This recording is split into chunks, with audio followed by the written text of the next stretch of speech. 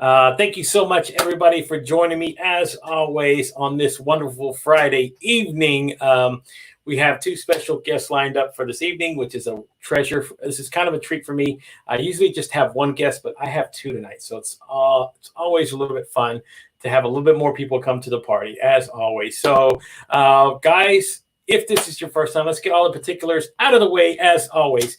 If you're watching, this is your first time watching us on YouTube, you can check us out there. Go to our YouTube channel, and that's at www.youtube.com/C/Made from Scratch broadcast on YouTube. Do us a favor, hit the like and subscribe button. We are always trying to build our viewership there, and hit the notification bell.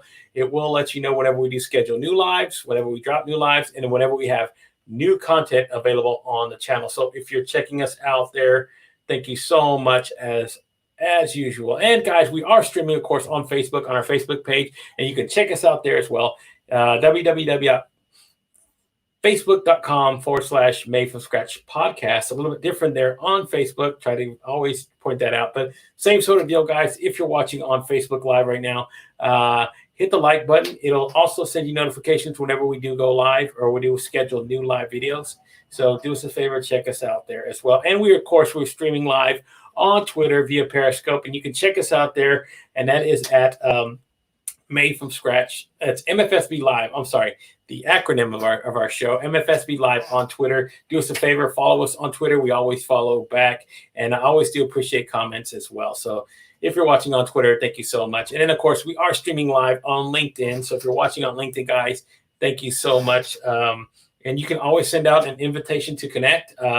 I'm always happy to connect with everybody. And then we are streaming live on Twitch now. So if you're watching on Twitch TV, you can check us out, and that is at Made from Scratch broadcast on Twitch. So thank you so much as well. And we do a separate thing where we do stream live on Instagram. It is different because it is just me you see talking. You don't get to see my guest. So sorry about that. Instagram kind of sucks when it comes to doing people-on-people interviews. We don't get to live stream there, so we got to do something a little bit different, but I always like to be interactive with it. And of course, I do always upload the episodes when we're done onto IGTV, so you can always go back and check it out later on. So, woo! Now that we got that out of the way, folks, let's get started on this evening's interview. So, I have an interesting couple here to join me this evening. They are a husband and wife team who have tackled numerous projects together. Between the two of them, they have about 45 years of experience, which is a lot. I'll just go ahead and tell you the names. Dan Bridges is one of them, and then Emily McGuiness is the other. Dan is actually a U.S. veteran. He's a screenwriter, former stuntman. I want to ask him about that because that's a lot of that seems like a lot of stuff going on there. And then he's also the writer of The Zombie Game, which is a book they have coming out as well. And he's also done a YouTube web series that you can check out. It's called The Fall Dude. It is a 4-time official film festival selection. And then Emily has her own path interesting as well. She's worked for Boom Studios. She's also worked on shows like Swamp Murders, YouTube royalty free FBE. And then she's also self-published a few books as well, including funny that title, but I love it, Dead Stinky Animals A to Z. And then she's also done a full-length graphic novel called Ties. So I am glad to have the creative types here with me this evening. I always love talking about the creative process. So guys, do me a big favor and welcome Emily and Dan to the show. Hello, guys. How are you doing this evening? Hey, man. Oh, my. Are you okay? Because that was amazing. That was an intro like we've never had before. Well, like, you know, keep all that stuff in Twitch. And it's like I was confused. I was on my phone. I'm like, what's it? I'm going to watch all of them at once. Well, here's the thing, right? After you do so many of these, it becomes memory, and it does take a lot of work. Believe me, I fumbled so many times getting all this stuff memorized. But again, once you start doing it every single night, then it's like, boom, it just like when people, it's funny, but when people ask me, hey, what's the link to your YouTube channel, right? Usually people have to go, hold on, let me look it up, right? I can just tell them off the top of my head. They go, how do you know that? Well, because I tell it every night. Yeah. So that is why we picked a stupid, simple name for our book, because you know what it's about. And I can tell play the zombie game over and over again. It's not a stupid title. It's a genius title. I came up with the title from. See, well, I already know how the conversation is going to go then. Okay, cool. So, guys, let's get started. First of all, Dan, like I was saying in the intro, you have a lot of experience in the film industry, and you've been a stunt. You've been a stunt guy, and that's always been a fascination for me because growing up, my father always used to watch action movies. So seeing all these stunt guys that like had to jump off of buildings and get on fire and do all this amazing stuff. Yeah, I've always wondered, what is the thought process when you begin to of even saying, "Hey, I want to become a stuntman"?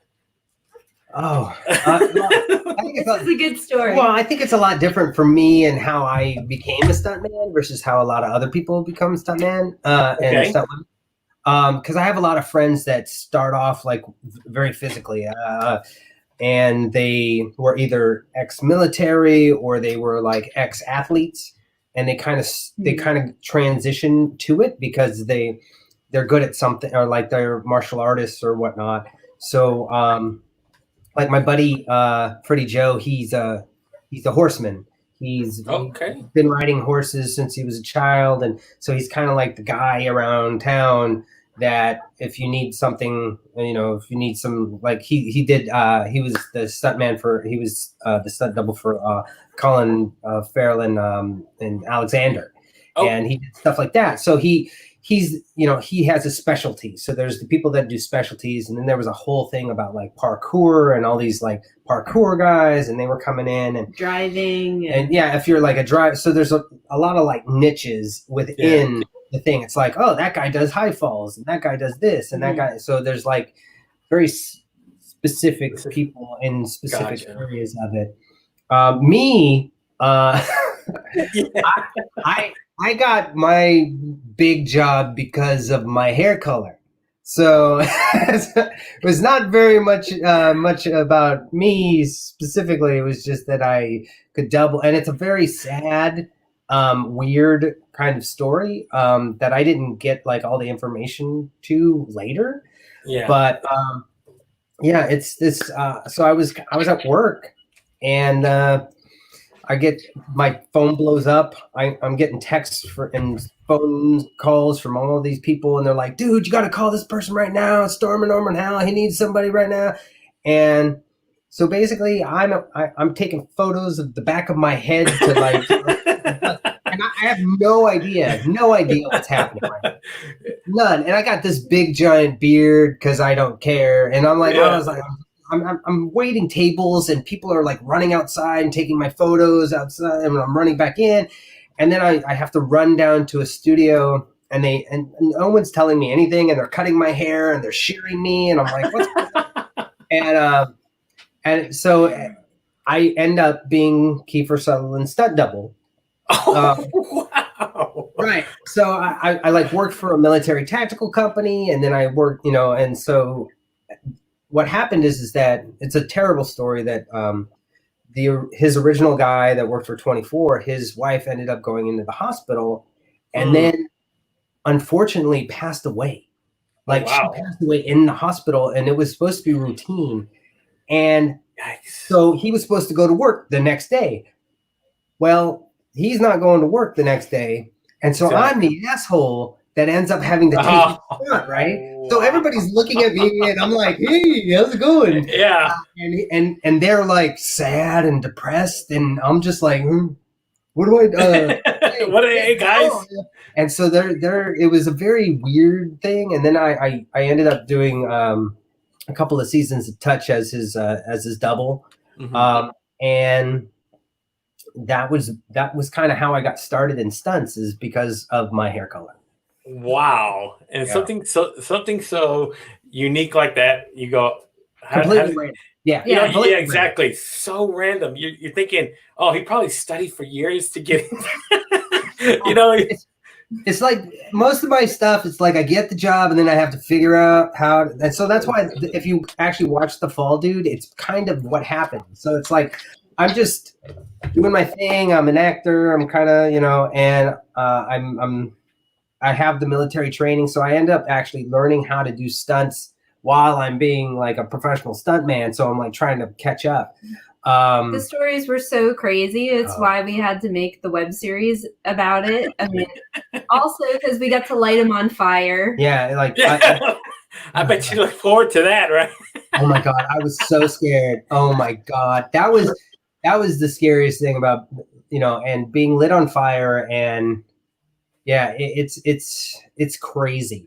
So I had like an amazing stunt coordinator, Kyle, and he was just awesome. He was like a roommate of a good friend of mine, and so that's how that all connected. And I know a bunch of stunt dudes. Yeah, but that's kudos though for a lot of guys who actually go through that and put their bodies in their, and first of all, to be in the mental place to do some of these things. It's got to be. It's incredible. It's an incredible aspect of like calm in chaos. And the hardest part is like you usually get hurt doing the dumbest thing.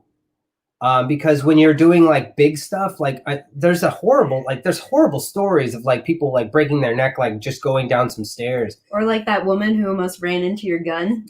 Yeah, and so like people just, because they're when they do like when a professional stuntman is supposed to like jump over a hedge, they're like, yeah, I can jump over a hedge. But when they're dropping from like 80 feet, they're like really intense about it, right? They're like checking the thing, and they're checking this and they're checking that, and you got this. So normally it's the jumping over the hedge where you don't look and see that somebody left a wrapper or something, or there's a little bit of oil, and that's when you slip.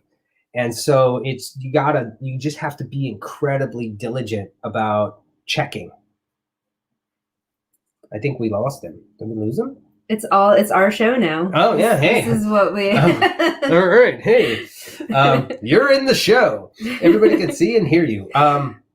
So yeah, it's an incredible amount of stress, but when you're doing big things, it's so technical that you're actually incredibly safe. So it's usually when you're just kind of winging it that things go haywire. Do you have any good Longmire stories? I don't know if I should tell the Longmire story just because I got hurt. Yeah, but didn't you get body slammed by Katie Sackhoff? Yes. And she was really cool and I did get body slammed by Katie Sackhoff. I ended up partially tearing my Achilles, and I didn't want to tell anybody that occurred. But you just did. But I just did. And it was kind of one of those things where I still had a whole nother scene to do after I partially ruptured my Achilles. So I just kind of duct taped my foot together and kept going. As you do, the show must go on. Yeah, because you're not allowed to get hurt sometimes. So, is he coming back? Or? I don't know. All right, that's cool. But we're super enjoying this time together during quarantine. Like, yeah, it's cheers. like the corn hair. That's right. Yep. We actually had to groom ourselves to come on the show, and I put product in my hair. Yeah, which it doesn't look like it, but I actually did. Product. 4 months in quarantine, and we felt like we had to be camera ready at this point. Yeah, because it's been so long. It's been so long. It's been a lot of stretch pants and a lot of baking bread. Yeah. Yes, yeast. So you can check out The Fall Dude at thefalldude.com. Mm-hmm. It's actually really fun. It's just a comedy about kind of how I became a stuntman. The next thing, if you want to talk about dead stinky animals a little bit. Oh yeah, so I can talk a little bit more about like how I got into all of that as well, because That book is a creation from the comic book convention circuit, which I did for a long time. It was just a random idea I had because I had shared a booth with a lot of people on the circuit, and we're always like creating little sketches or fun things for us to hand out and sell at shows. And a friend and I were just goofing off in between talking to fans and stuff like that. And I drew him a funny little drawing of a dead animal, of course, with X's for eyes, as you do. Mm-hmm. And he is like, "Oh my God, that's so cute. That's so funny." And I'm like, well, I'm sure it actually smells really bad in real life. And I was like, this idea is so stupid and so fun that it deserves its own book.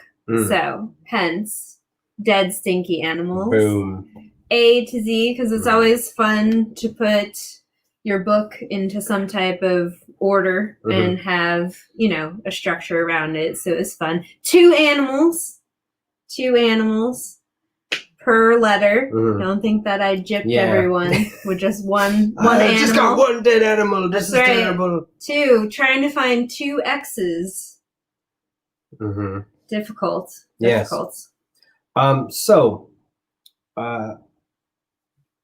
Maybe talk a little bit about Boom and how, and all right. So guys, how did the idea of the zombie game come about? You may be asking yourself if you are watching this. Well, funny you should ask. Let us tell you. I wrote a script called The Zombie Game. Again, very easy on the title. Yes. Well, oh man. Look, everybody understands what it is, right? That's it's true. A game and there's zombies. Now it's different than what you might think, but and that's the genius of it. But there you go. Yay! We were kind of here's the thing. I have my internet was having problems. It's been giving me fits the last couple of days. So luckily for me, I have two separate internet lines. So when one goes out, I got to jump into action, kick it in, and get the other one up and running. So, well, we did our best. We were just vamping. We were just vamping. Hey, people apparently were loving it. They're like, okay, they were commenting. They were saying, but that's one of the things that I wanted to jump in next was about Emily's career. And I guess you guys were kind of covering that a little bit about the books that she's written. And then I also wanted to ask you guys about the creative process about writing as well. So, yeah. Okay. So this is very much. This is very much like he asked about my career. I know. Hold on a second. Stop talking. No. This is very much so. Just to start, this is very much like the title. Okay. Yeah. This our creative processes cannot possibly be different. Yes. And she will illustrate that by talking smack about my creative process versus her creative process. Absolutely. So this is a great time for this. So go ahead. Okay. All right. I'm going to drink some water and take a break. Yes. Let's talk through your process. Yeah. I've had a very long kind of like scattergun career, I would say. Like I went to school for animation at Savannah College of Art and Design. The year that I got there, they closed the 2D animation program. So I had no idea what to do next, but I knew I wanted to draw and I wanted to tell stories. And so the next best thing was going into comic books. Yes, my mom paid for a degree in comic books. I am extremely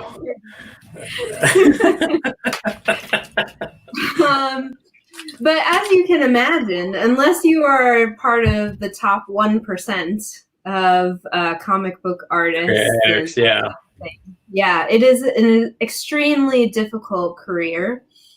But I was very lucky to fall into like a variety of entertainment type things. I got to be on movie sets. I got to, like you said, work for Boom Studios. So it all came back around. I got to work in comics. I got to self-publish. I got to do a whole bunch of things. I get to work in, digital now, the future. Like we all work in the future now. Yes. So it's taught me a lot about marketing and how to like reach out to an audience in like a real way and connect with them. So like all of these experiences throughout my creative path seem like they're really disconnected, but they have culminated in the zombie game. Yes, exactly. There we go. So I started off as an actor. Yes. I started on. I've been on a few shows like Parks and Rec and some stuff like and the House of Cards, and I really had a good time.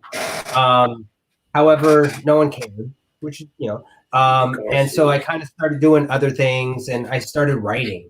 But I started writing as an actor to do stuff, and then I actually started to learn how to write, which is very, very because most actors write stuff so they can act in it and act. But writers write for story and what's important and what the goal of the story is. And so it took me a long time to kind of like meld those two together. And so our processes are so different. She is such a better like literary writer than I am, like so much better. And I am so much better at dialogue, like just incredibly so much better.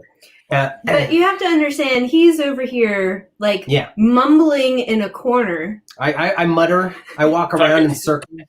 Like I don't like, and she's over here like, she's got the cards and she's putting things up and outlining, and she's bullet points, and she's like, "You're not doing it right," and I'm like, "I don't even know what the story is," and she's like, "But you're not doing it right," and I'm like, "Ah!" And so we tried to write together once, only once, and that was wow. It. So we kind of basically what we end up doing is we edit the other person, and in that way we're incredibly so. With this script, this was kind of my foray. Is that the right word? Yeah, your foray. Word into this genre, because I was looking for. I really wanted to do like everybody said. Oh, dude, you got to do a low budget, like horror thriller script. Everybody, that's basically what. If you're a young writer or like a baby writer in LA.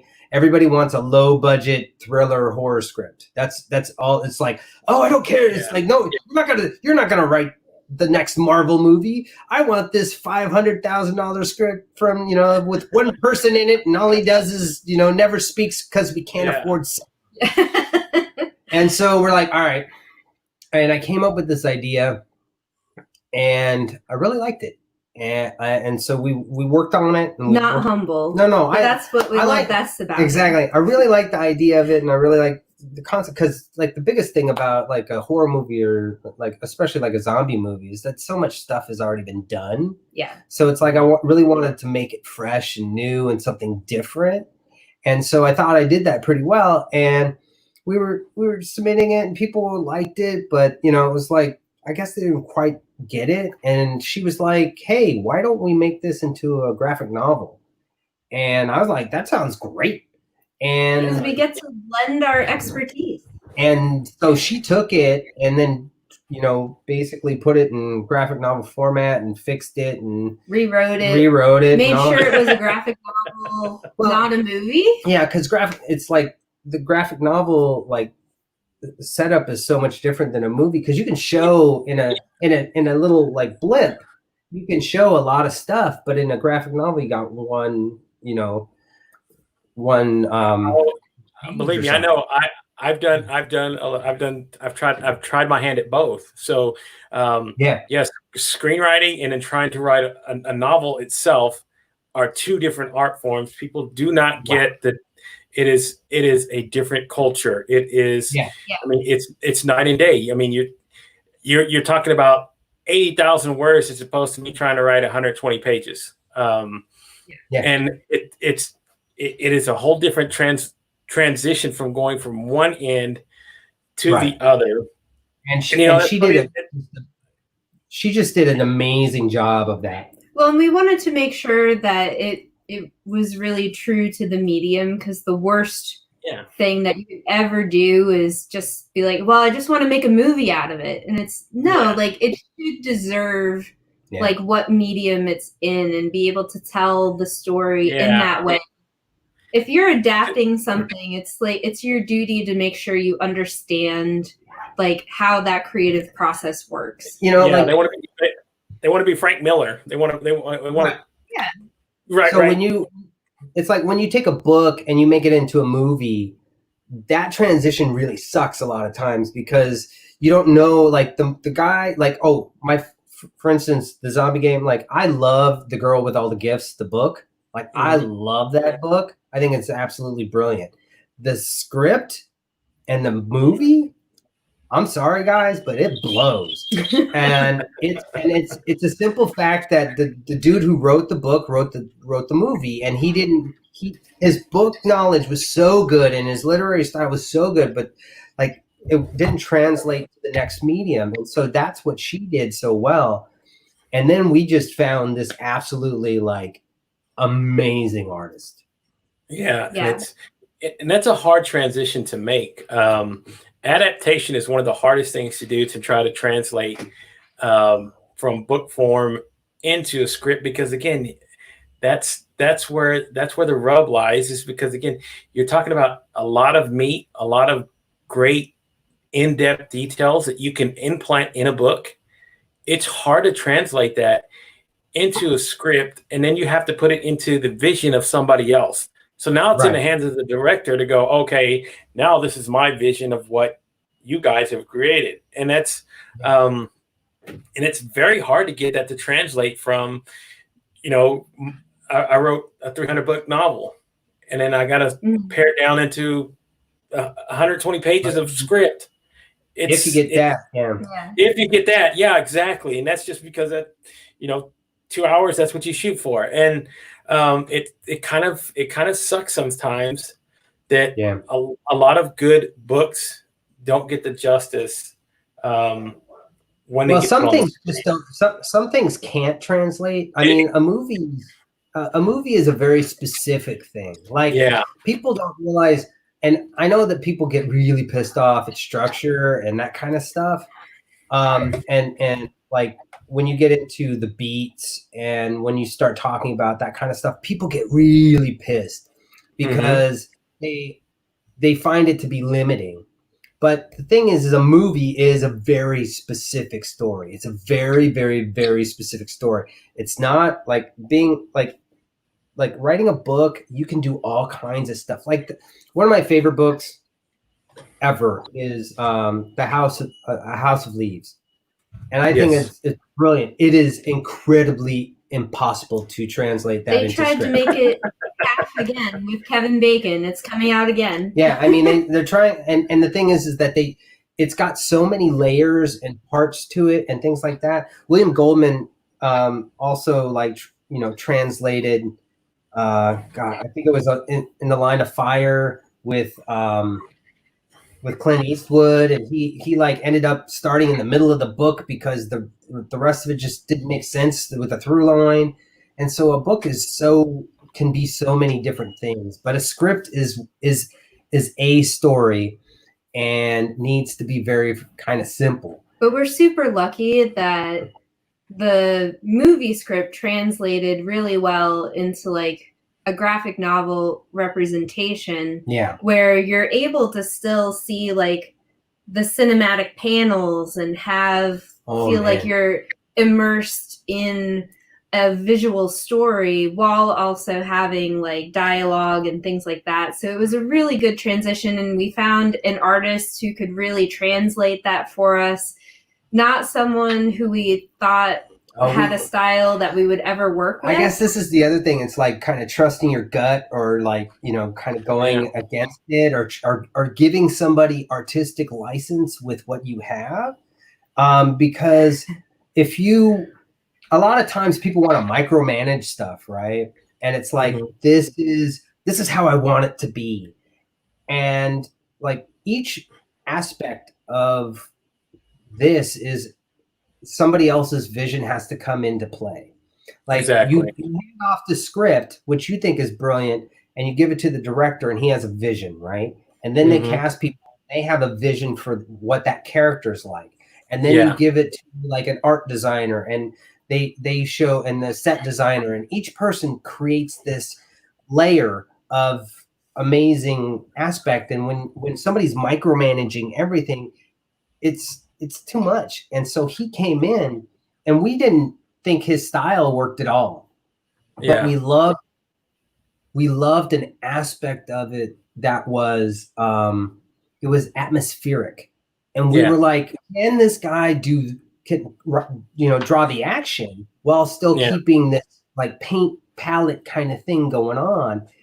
And we kind of looked at each other and we were like, let's give it a shot. Let's just see what happens. I mean, nothing is going to happen if we do the whole thing and it kind of blows. It's like, well, we're out some money, and because we're financing everything.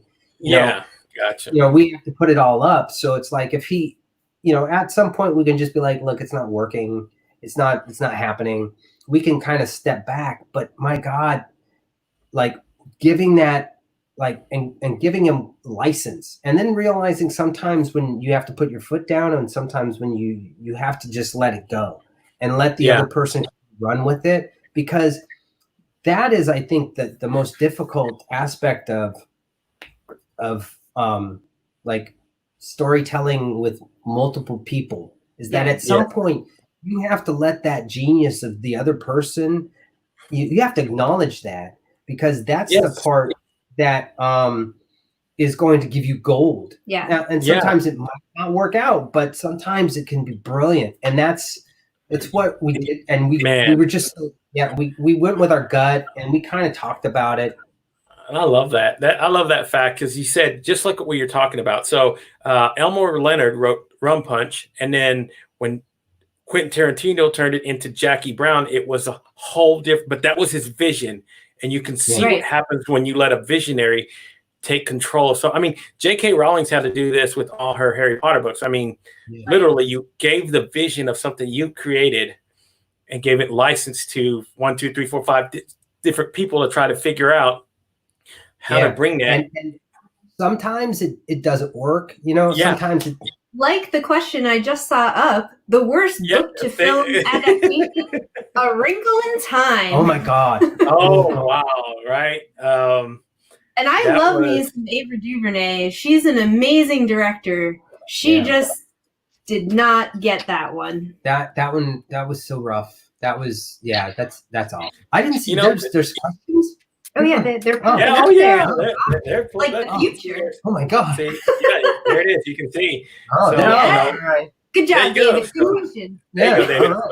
Awesome, right? And again, when we're talking about like the whole creative process, it's always something that when you start creating, you don't think about if it gets to the next step, to the next process, it's going to be somebody else's vision at some point. And it's very rare that somebody gets to see their vision come from a book and into a screenplay, into a movie. I only know a couple. Stephen Chbosky did The Perks of Being a Wallflower. He wrote the book. Then he went back. They bought the rights. It was a whole fight over it. Then they hired him to do the script. So he did an adaptation of his own book. And then on top of that, he got to go back and direct his own film. So that's very rare to see that go from my mind to then translate it and then create it into your own vision. And no one wants to make a bad adaptation, right? No one's set out to be like, oh, you know what? I'm going to destroy this like thing that everyone loves by making the worst movie ever, right?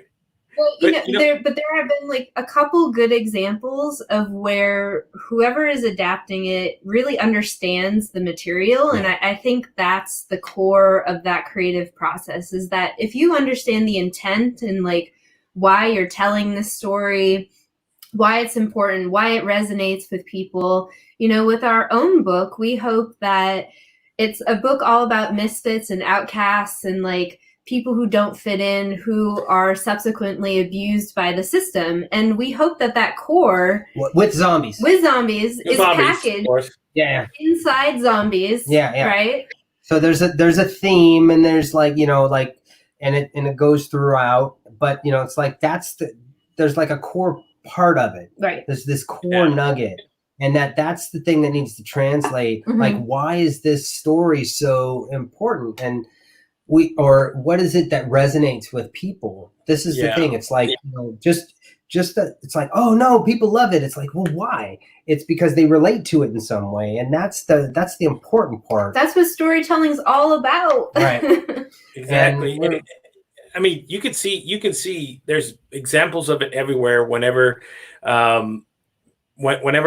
somebody misses the mark and they're just shooting for pure dollar signs, like, okay, I don't know how you guys feel about like the whole DC universe is like, it's one of the best comic book universes there are. No, it's two of the biggest, strongest characters. First of all, you're talking about that are pillars in Superman and Batman, and they have so much trouble trying to bring that.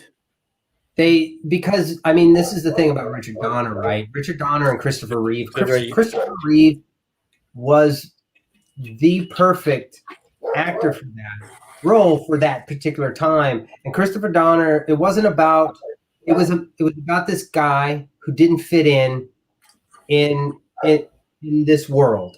Yeah. And Christopher Reeve came up with this like earnest, like, very honest person that just didn't quite understand the world and was just trying to do his best. And that in the first one made sense to people, Yeah.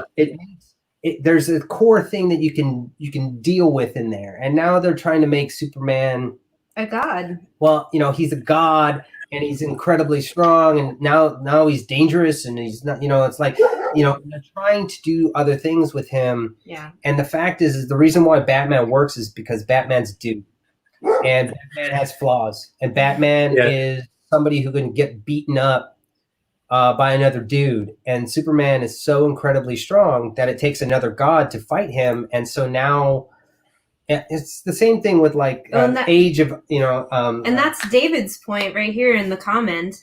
Why you love like Marvel and X-Men is because they're just people. Yeah. They're people that are kind of like slightly have powers that face prejudice. Yeah. I mean, we can all relate to. Yeah. And that's the other thing about X-Men is that there's like, it's not just that they fight each other. There's also dealing with the societal issue, right? Right. Yes. They're dealing with like people want to put them in camps, and it's like the same thing. It's like that happened in World War II, and so that's a theme that runs throughout, is that they're outcasts. Outcast, right? Yeah. Which becomes absurd in like the DC lexicon when you have like Superman coming before like Congress, Right. What are you going to do to Wonder Woman? That's why the third act, even though I loved the Wonder Woman movie, the third act sucked, because that's the only thing you can do with it is like have her fight a god. Like the human sacrifice at the end of that movie was more impactful than her winning against the god of war. So right. And you just like geeked out. Yeah, totally. Yeah.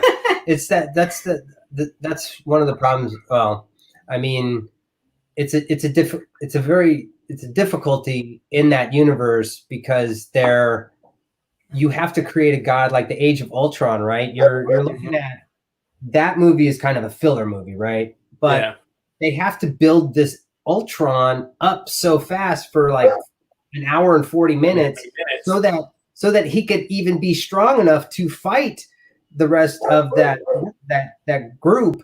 And then you have to lose within another like hour. Right. And so it's like, oh, we're so strong. Same thing that happened with Thor Dark World or something, where Cate Blanchett, it's like, she's this evil thing, and oh my God. And it was a great movie and fun and all, but it was like, they have to build her up. Oh, and then she gets her ass kicked. And you're like, that's the problem with that structure of those kinds of movies, is that it's not just a bully down the street. You have to create a god so then you can knock down a god, versus, now it's just somebody that's there that is an adversary for them. And that's why I love like the Batman and Joker and stuff like that. Yeah, we really like telling more true life stories that could happen to anybody. Like zombies. I think right? That's why I think two of the gentlemen who played the Joker, they've won Oscars for the roles, because there are real people dealing with real issues, thinking about homicidal maniacs and psychosis and all the stuff that goes on in real people's mind that some people can really resonate with. Go, okay, I can understand. I see that. And whereas opposed to like what. And using that balance, because you have an actual adversary. That's the thing. It's like that's why like Die Hard is so great, right?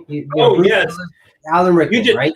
Just two dudes, and should be two ladies now. We should remake it with ladies and have ladies.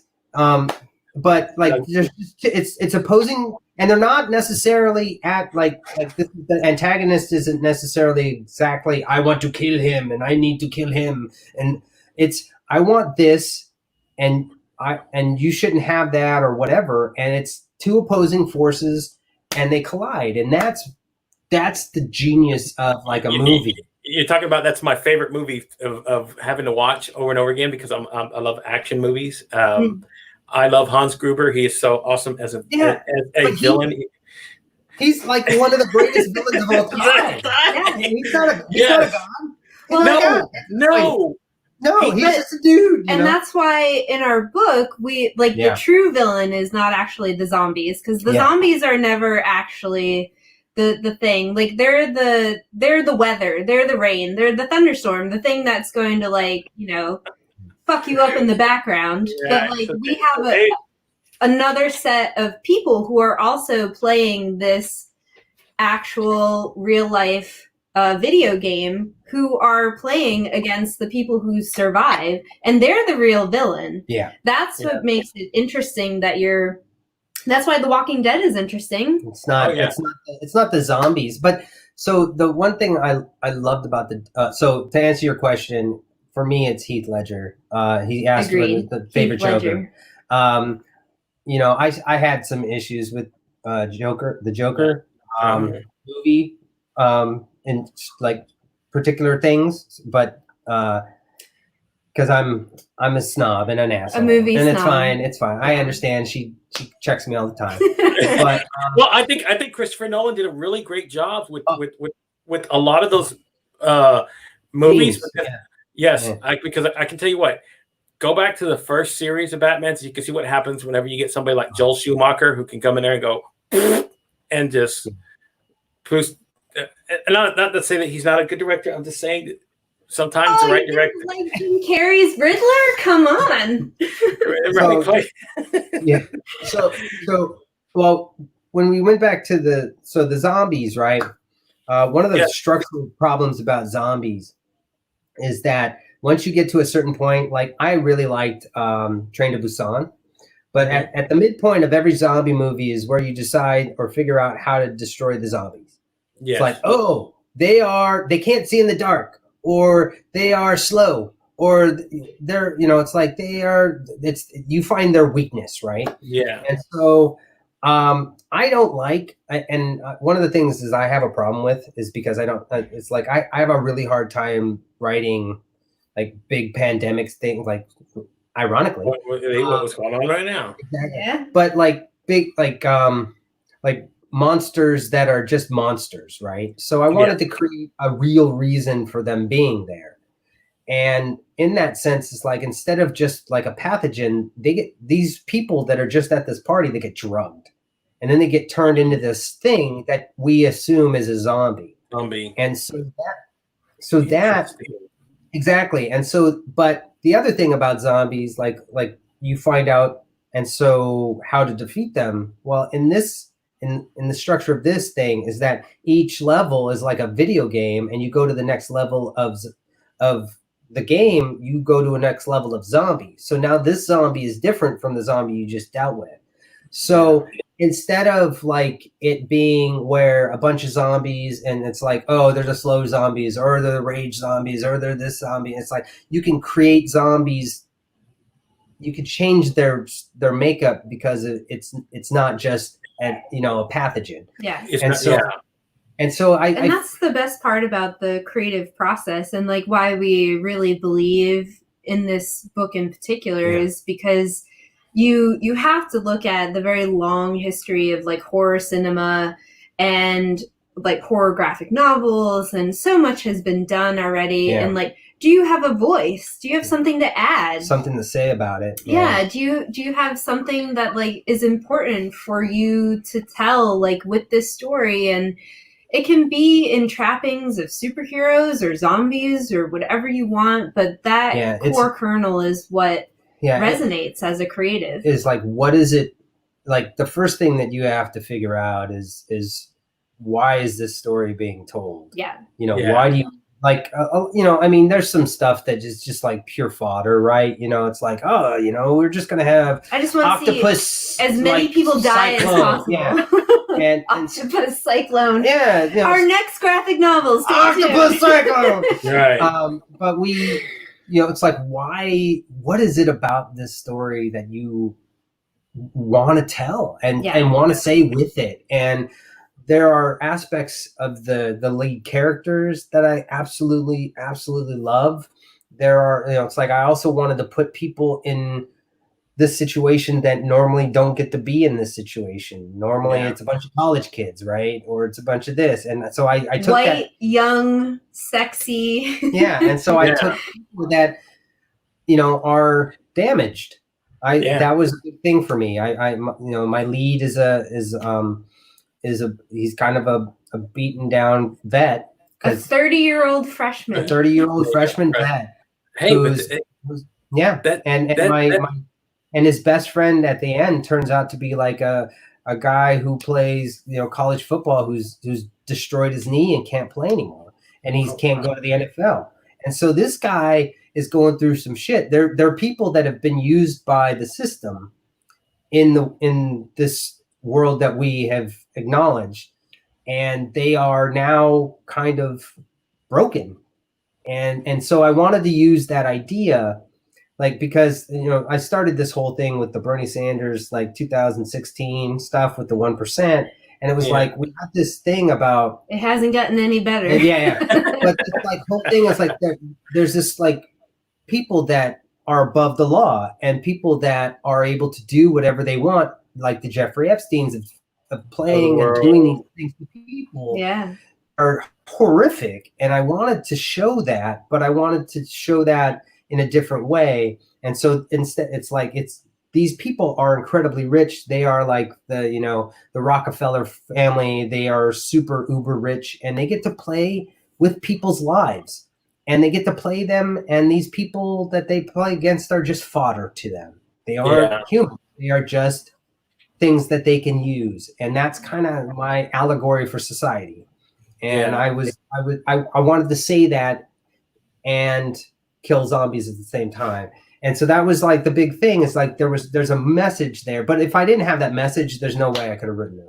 There's absolutely. And again, it goes back, right? You want to be able to tell a creative story without just, again, like you're saying, just throw shit in there, right? I mean, have you ever heard the story about Kevin Smith when he was talking about going to write the Superman script? That.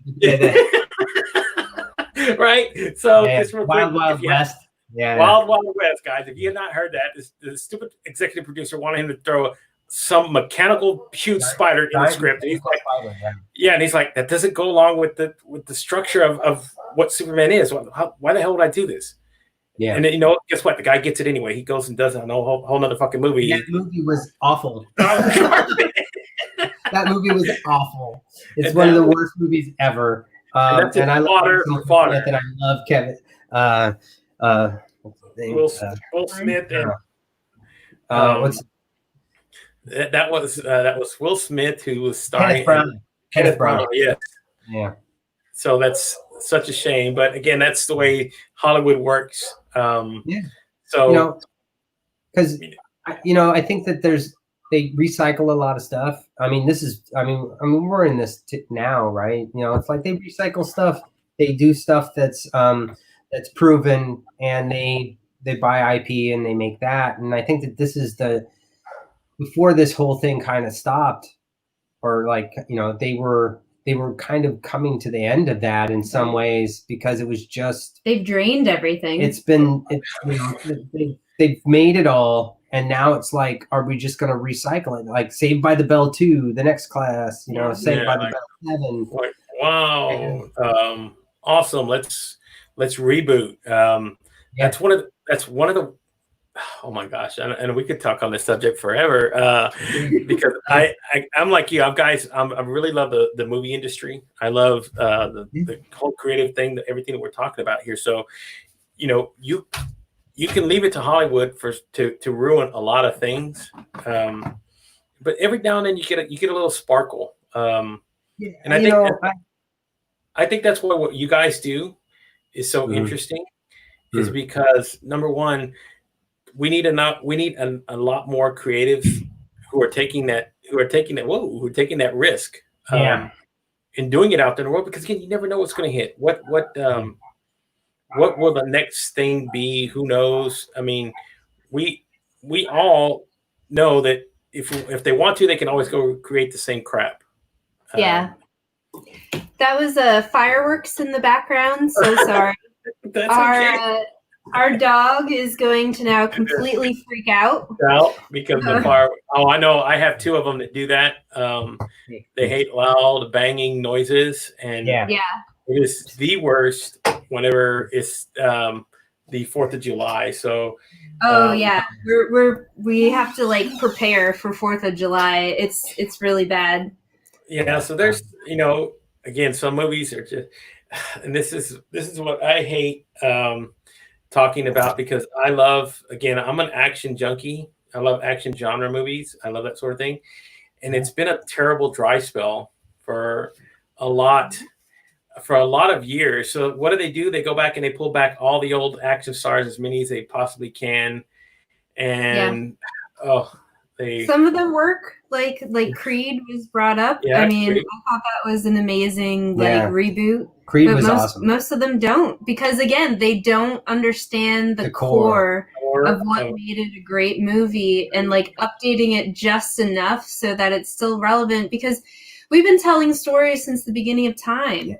Like, we've been telling the same stories over and over, of love, of struggle, of like all of this. And so there's nothing new under the sun to say. It's about your authentic experience, and like, can you express that in a form that is relevant to like what's happening now. So it's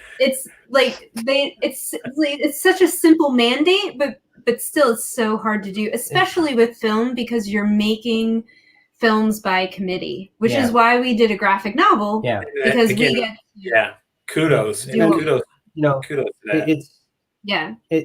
And films are so. They have to be. This is the other thing about the film industry that some people don't know, is that they now aren't just for us, you know, as Americans. They are now for the world. And so a little interesting fact is another reason why this is a terrible, like, strong female leads have like declined since the 80s, is because they have to translate to other cultures, and those other cultures that won't sell. And so that's why they won't sell, because they don't, you know, it's like, they get pulled, they won't be shown in certain areas because of what, and this is why you get like Pacific Rim 2, because it's Chinese, that the Chinese money is, and it's just monsters, and you don't have to translate anything. You saw Ghostbusters, right? I didn't see that. Oh, well, I'll just, don't bite your tongue. Don't worry about it. You're fine with you're fine with the original.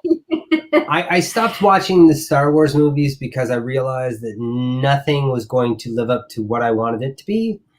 And me and my buddy, who's a director, we sat around and we wrote the next 3 stories. Like, we just kind of talked through them, and ours was so much better than what was there. Yeah.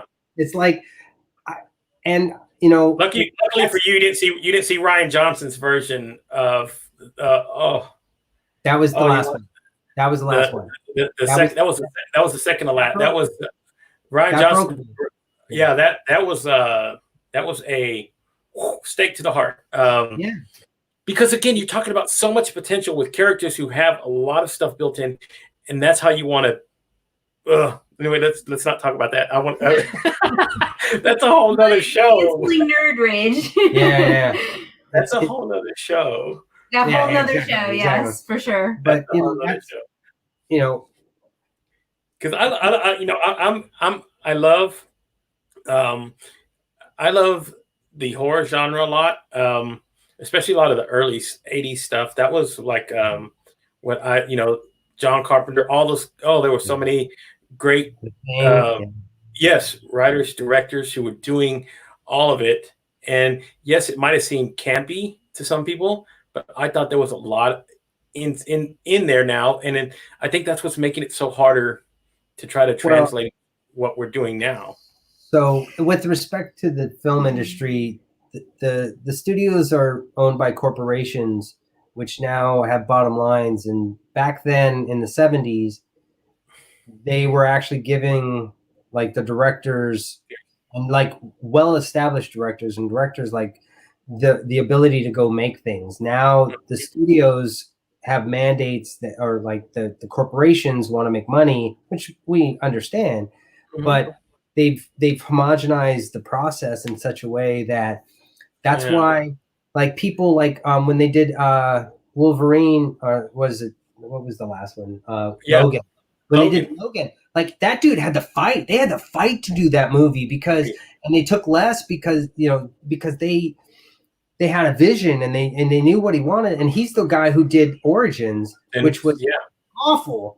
And he knew that was the reason why is because that other people kept butting in and stuff like that. And it wasn't, and the same thing with Deadpool. But if you like horror, you should really check out a lot of the indie horror that's coming out on Shudder and things like that, because the horror genre, because of the specifics of the budget and like what you can make it for, and because you can use psychological techniques within film that translates a lot better than like a drama or like an action movie that requires a lot of money.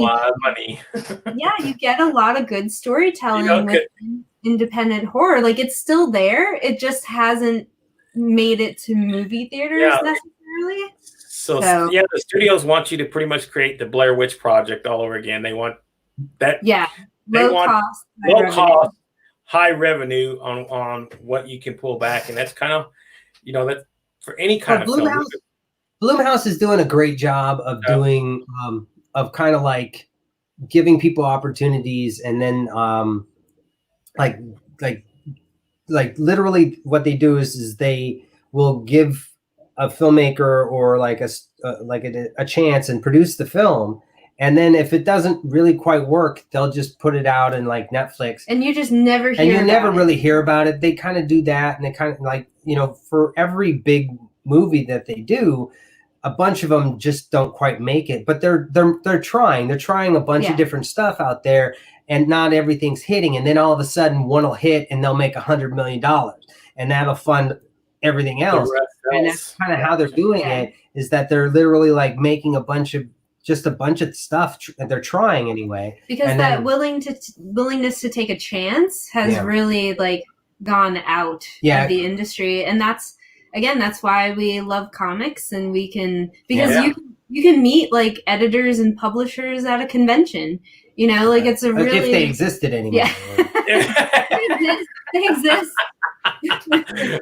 Oh, this is such a, I've had a really great evening. This has been a wonderful conversation, guys. And, I would at some point again, love to have both of you on to go a little bit further into and hopefully without technical difficulties the next time.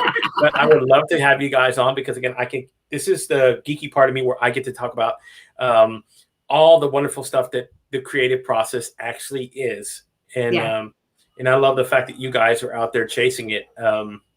because again, we need more people like you, because that's where the great ideas are going to come from. They're not going to come from the studios. They're going to come from the people like you who are out there creating and putting these out there into the world. And that we need more people taking those chances instead of trying to write for a corporate payday. And that's kind of sometimes what a lot of screenwriters, a lot of writers get into, that process where, I want to go pitch my script and get $100 million or $200,000. Comes from the heart. Exactly. You gotta connect with it in an honest way. Yeah. It's really tough because I've tried to write. I give a lot of shows and things crap. A lot of crap. But I've tried to write things where I didn't really quite believe in it, and I just can't. There's something in me that just kind of lets it go, and I'm just like, I just can't.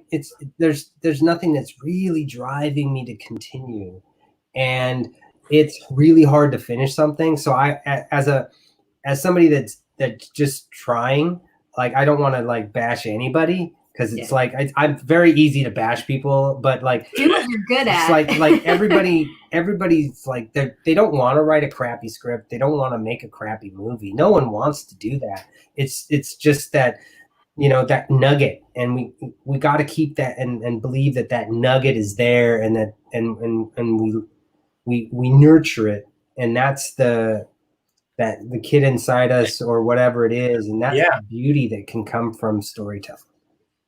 Yes, just believe enough in what you're writing, and that's and I think that's one of the most beautiful parts of why I say the independent writer, the independent screenwriter, the people who are self-publishing their own books.